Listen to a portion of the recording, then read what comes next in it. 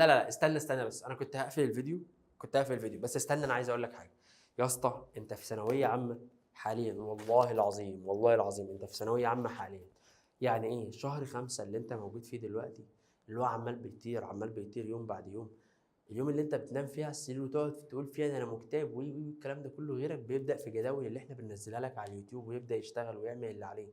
وفي ناس already بدأت في الفيزيا، وفي ناس already بدأت في الكيميا، والدنيا تمام، الدنيا بقت كويسة معاهم، والموضوع بقى كويس. تعالَ أقول لك حاجة، أنا هاورّي لك اللي هو من على قناة اليوتيوب عندنا، اللي هو البوست اللي إحنا كنا منزّلينه للطلبة أصحابك. ادخل يا باشا وشوف، ادخل وشوف يا باشا، تعالَ أنا هاورّي لك. لو جيت دخلت على الcommunity عندنا وبصيت هتلاقي دكتور أحمد فادي ده الامتحان اللي إحنا كنا منزّلينه للأوائل بتاع الامتحان والليلة دي كلّها أهوّة يا ولاد.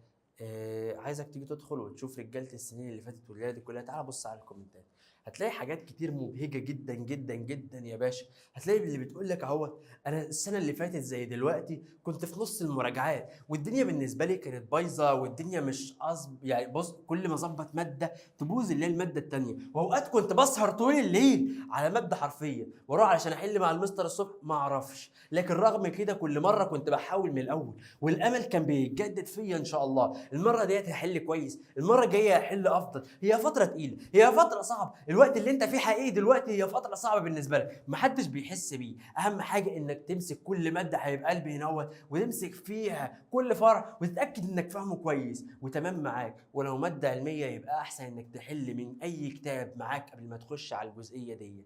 تحل الأول وتشوف الأسئلة بتيجي عاملة إزاي، عشان لمّا تيجي تحل تشوف الأسئلة بتتكرر عاملة إزاي، تبقى عارف يا باشا. وبعد كده كل ما أهوّة طبعًا مش محتاج أقول على الحل الكتير وإنك تسجّل كل معلومة أو طريقة أي سؤال تاني يا حبيب قلبي، ماشي.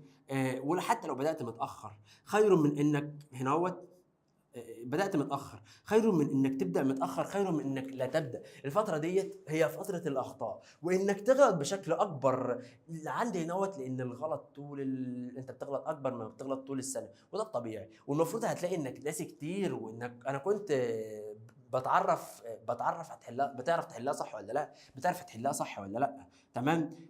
دي عادي ما تخلّوهاش يحبطك، لكن اشتغل كويس، اشتغل كويس على أي جزء أنت واقع فيه دلوقتي.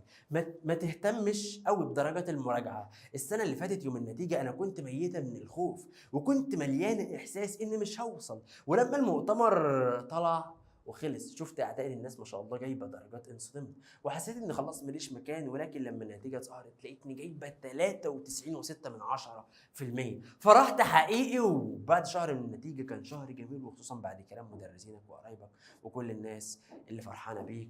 فعلًا الموضوع يستاهل.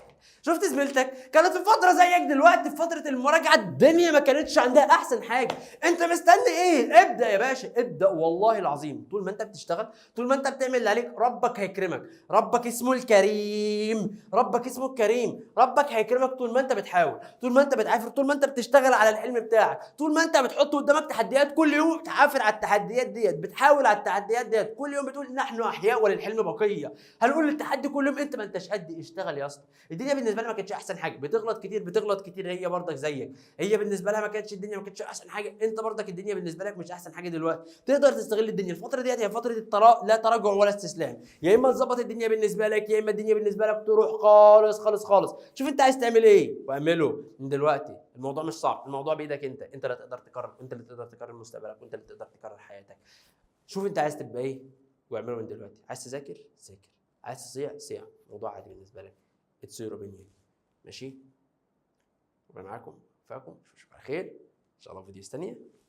السلام عليكم ورحمه الله تعالى وبركاته.